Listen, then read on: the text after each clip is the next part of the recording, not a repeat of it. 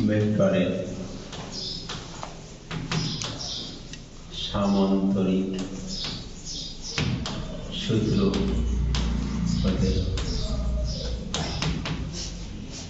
xm minus ak plus xn এর normal square যোগ xm minus xn normal square equal two 2xm normal square 2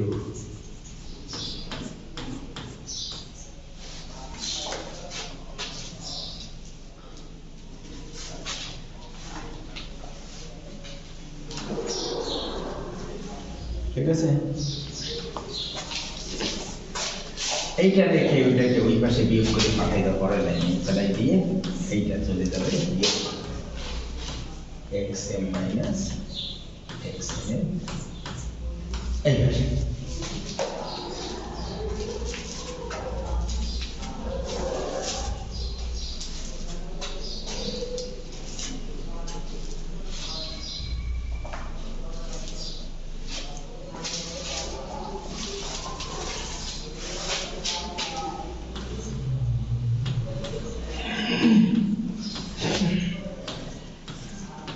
ওই এক number থেকে এইটার ভ্যালুটা বসাই দিয়েছি তখন এই লেস ইকুয়াল টু যাবে এক নাম্বার দেখো তো এখানে less equal two 4d square আছে মানটা তাই তো xm square 2 xm square minus 4d এখন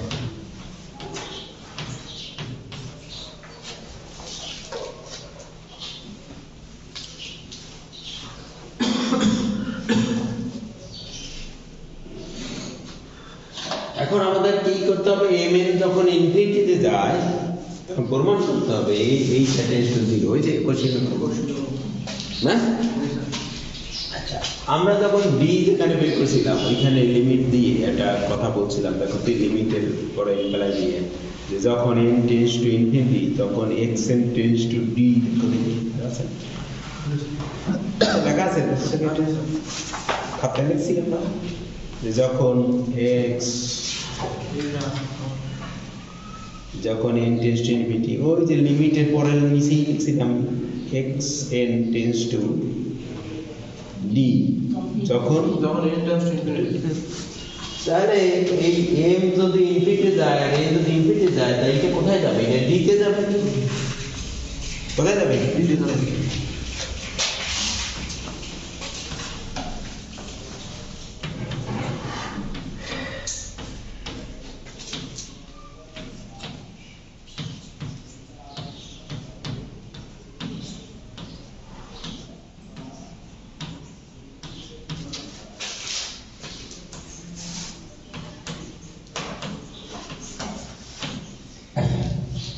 এই জায়গায় সেই কেস বসাই দিছি কেস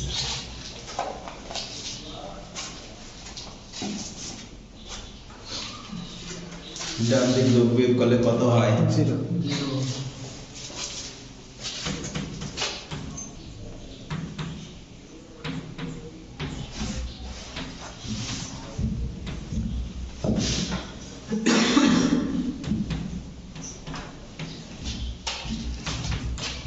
বর্গমূল করি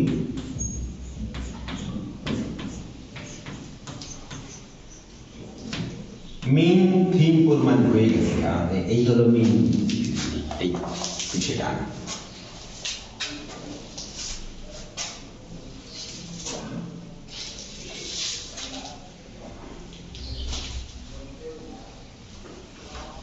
এইটা কিসের আলামত তো বলতে পারবা এটা কি এটা মানে এটা যে xn কোসিন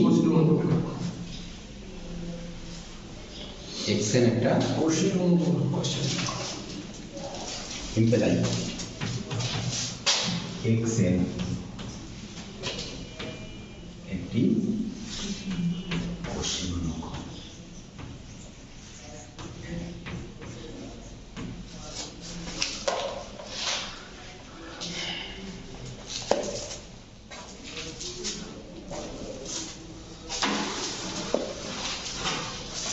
এখন এইচ তো হিলবার্ট জগৎ, মানে কি এইচ সম্পূর্ণ না, কিন্তু সি তো হিলবার্ট জগৎ তো বলে নাই, সি হলো এই যে উপস্থিত উত্তল আবদ্ধ। সি কি হিলবার্ট জগৎ হবে কিনা, যদি হয় তাহলে হিলবার্ট জগতের অনুসারে এইটা সি এর মধ্যে কোনো বিন্দুতে অভিসারী হবে। আগে তো সি কি হিলবার্ট জগতের বৈশিষ্ট্য, হিলবার্ট জগতের যে কোনো আবদ্ধ উপসেট সর্বদাই হিলবার্ট জগৎ পাই, এই আমরা ধর্মটা ব্যবহার করি। দেখো যেহেতু এই হিলবার্ট জগৎ, এইচ হিলবার্ট জগৎ এবং সি হলো এইচের একটি আবদ্ধ উপসেট, সুতরাং কমাতে লাগো, সুতরাং সি হিলবার্ট জগৎ হবে। তাহলে সি কে হিলবার্ট বানিয়ে দিলাম।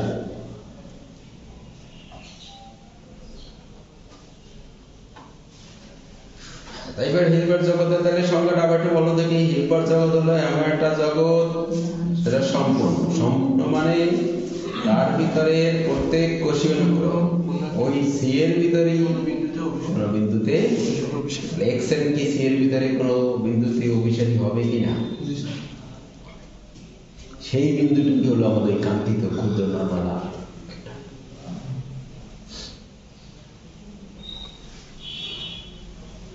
আচ্ছা নিতে পারি তাহলে এক্স এন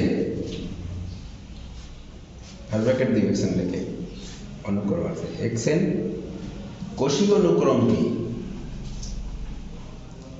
সি এর মধ্যে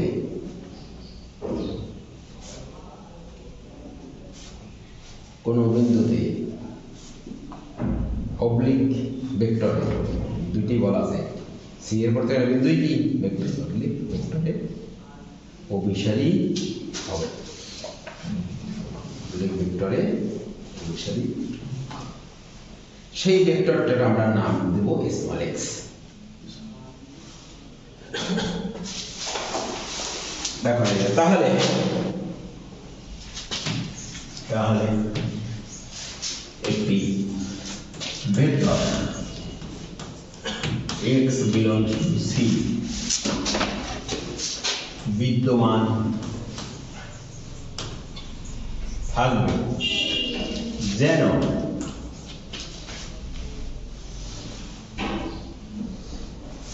কি হবে, x এর কোথায় অভিসারী হবে,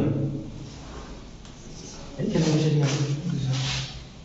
অভিসারী কিভাবে লিখবো তাহলে, লিমিট কি লিখবো, limit n tends to infinity x এর এই অনুক্রম x এ অভিসারী হবে, এই যে অভিসারী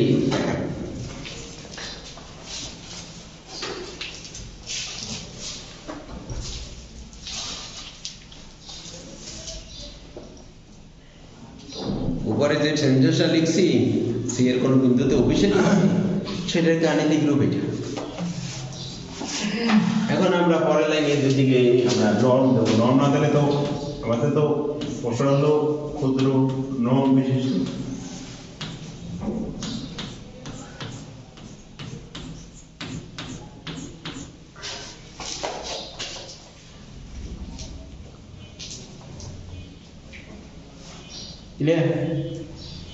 এইটুকু ইকুয়াল টু আমরা ওই প্রথমে এখানে ডি এই পজিটিভ ডি কত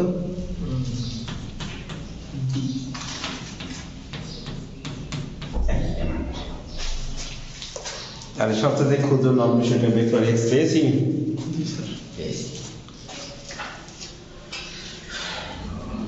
দেখো therefore x হলো সি এর মধ্যে ক্ষুদ্রতম নন বিশিষ্ট একটি ভেক্টর, x হলো সি এর মধ্যে ক্ষুদ্রতম নন বিশিষ্ট একটি ভেক্টর।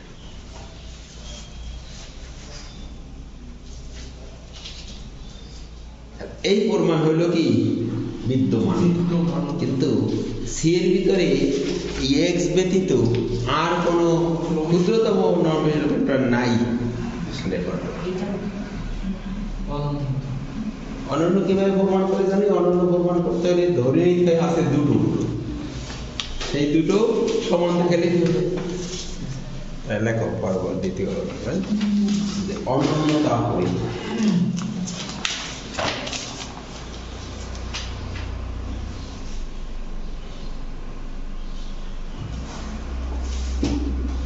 আরেকটা ভেক্টর ধরে নিয়েছি এর ক্ষুদ্রতম বিশিষ্ট, সেটাকে বইতে x1 নাম দিয়েছে, x1 পছন্দ হয়।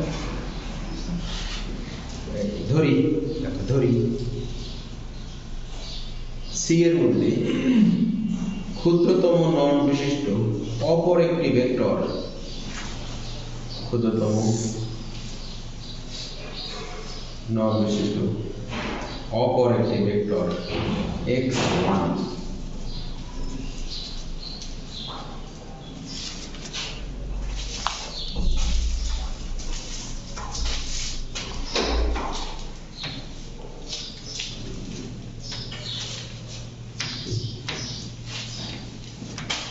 তাহলে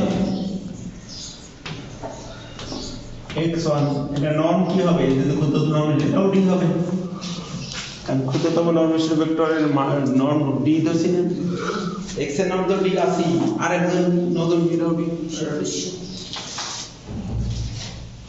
এখন x আর x1 দুইজনই তো এখন c এর ভিতরে আছে নাকি? x c এর ভিতরে আছে আর x1 প্রথমে যে একটা বিষয় পাই করেছিলাম, এই দুটার গড়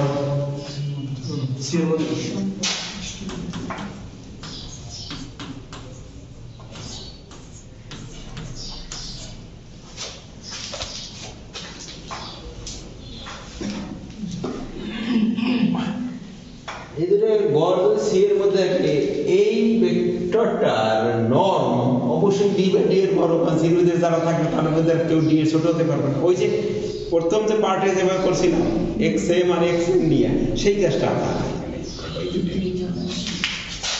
এখান থেকে লিখতে পারি এক্স প্লাস x1 বাই 2 এর নর্ম এটা ইকুয়াল টু ডি। বইতে এখানে কিন্তু ভুল করে না, এখানে ঠিকই ফর্ম দিয়েছি। আমার ওটা প্রিন্টিং মিস্টেক। হ্যাঁ, আরে এটা প্রিন্টিং মিস্টেক করতে পারে আগে। এটা বইতে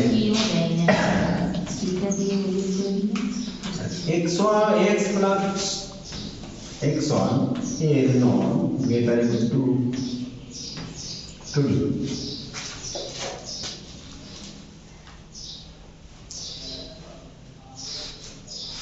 ঠিক আছে তো? এইটা বর্গ দিয়ে মাইনাস দিয়ে গুণ করলে একটা যে সূত্র পাইছিলাম সেটা এখানে আর করে নাই, আগে যেহেতু সূত্র আছে এই রেখে এইটা সরাসরি সেটা ব্যবহার করেছি। করবো বর্গ দিয়ে মাইনাস দিয়ে গুণ? না স্যার, এক লাইনে লেখা। তাহলে এটা এভাবে থাকুক,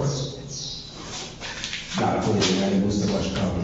মাইনাস এক্স প্লাস x1 এর whole square less equal to minus 4 t square. বর্গ করেছি আবার বিয়োগ মাইনাস দ্বিগুণ করেছি। এই বইতে এই জন্য নাই বললে পর্যন্ত আছে, কারণ আগে একটা রেজাল্ট বাইর করা আছে। এখন এইখানে আবার আমরা এই আমাদের সামুদ্রিক সূত্র, কারণ আমাদের প্রমাণ করতে হবে x ইকুয়াল টু x1। এইটা প্রমাণ করতে হলে আবার দেখাইতে হবে x minus x1 equal to 0। তাহলে আমাদের মাইনাস লাগবে। তাহলে কিভাবে পাবো এই সামুদ্রিক সূত্র? লেখো সামুদ্রিক সূত্রের সাহায্যে পাই। সামুদ্রিক সূত্রের সাহায্যে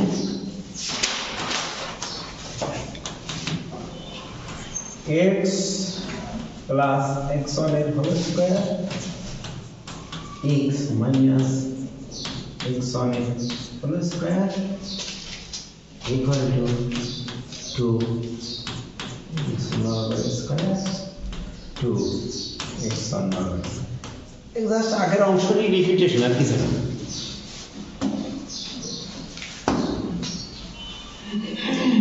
ওইটা বিয়োগ করে এই পাশে পাঠাই দাও পরের লাইনে ইমপ্লাই বের করে এই জায়গায় দাও প্লাস সাইন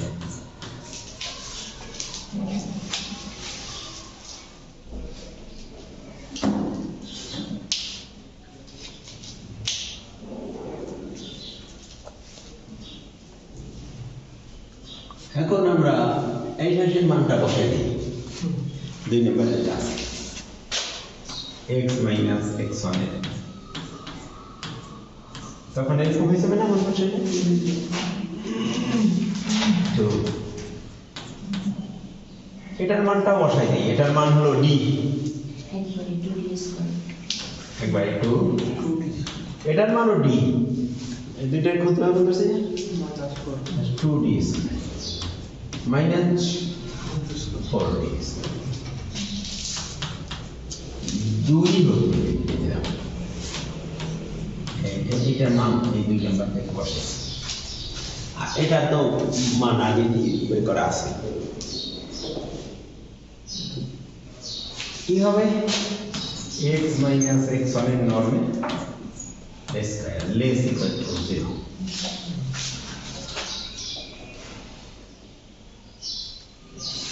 বর্গমূল করো x মাইনাস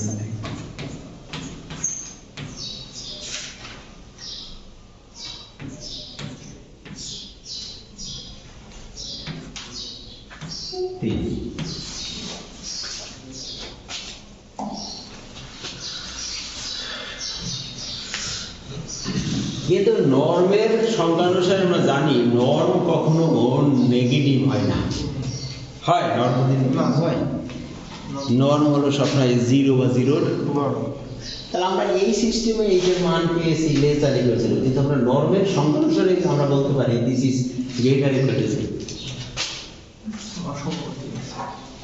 লেখো কিন্তু নর্মের সংখ্যানুসারে এটা দেখো কিন্তু নর্মের সংখ্যানুসারে x minus x1 greater equal to 0 plus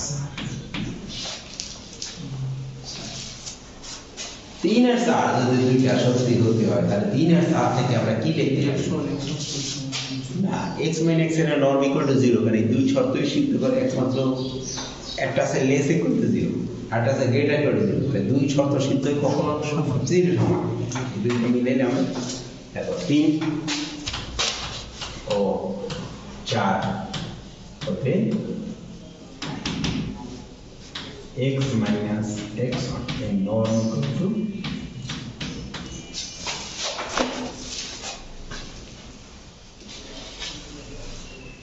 আচ্ছা একটা ভেক্টরের নর্ম কখন 0 হয় একটা ভেক্টরের নর্ম তখনই 0 হয় যখন ভেক্টরটা নিজে 0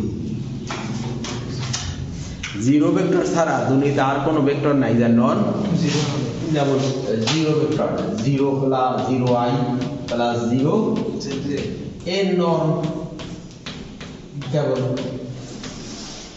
0 কিন্তু ভেক্টরটাই যদি কোনো কিছু সংখ্যা 0 ছাড়া থাকে তাহলে নর্ম জীবনেও কি হবে 0 তাহলে একমাত্র কোন ভেক্টরের নাম 0 ভেক্টর তাহলে এই ভেক্টরটার নর্ম যদি 0 হয় তাহলে ভেক্টরটা কি vector 0 imply x minus x1 equal to 0 x তাহলে আমরা বুঝলাম কি নতুন একজন ধরছিলাম সে কার সমান হয়েছে এর অর্থ কি x এর ছোট হয় আর কেউ না therefore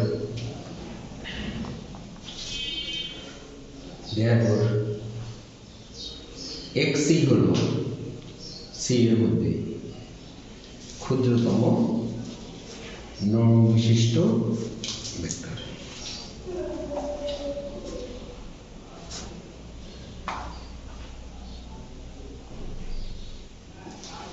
এই যে তোমাদের লিখলো হয় বলতে আরেকটা লাইন লেখা ওই পোস্টের কথা অতএব হিলবার্ট জগৎ সি এর প্রত্যেক আবদ্ধ উপসেট একটি ক্ষুদ্রতম নর্ম বিশিষ্ট ভেক্টর ধারণ করে ওই যে প্রশ্নে যা লেখা আছে না ওই দেখাও যে বাদ দিয়ে ওইটা পুরো উঠে দিয়ে প্রমাণিত লিখেছে বই তুমি এখানে প্রমাণিত লিখলে দোষের কিছু নেই বসে অনেক বড় না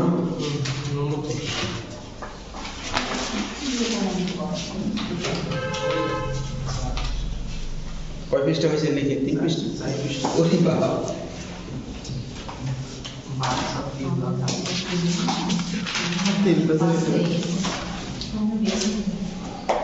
এটা তো আবার অনেক কিছু লিখতে বাড়তি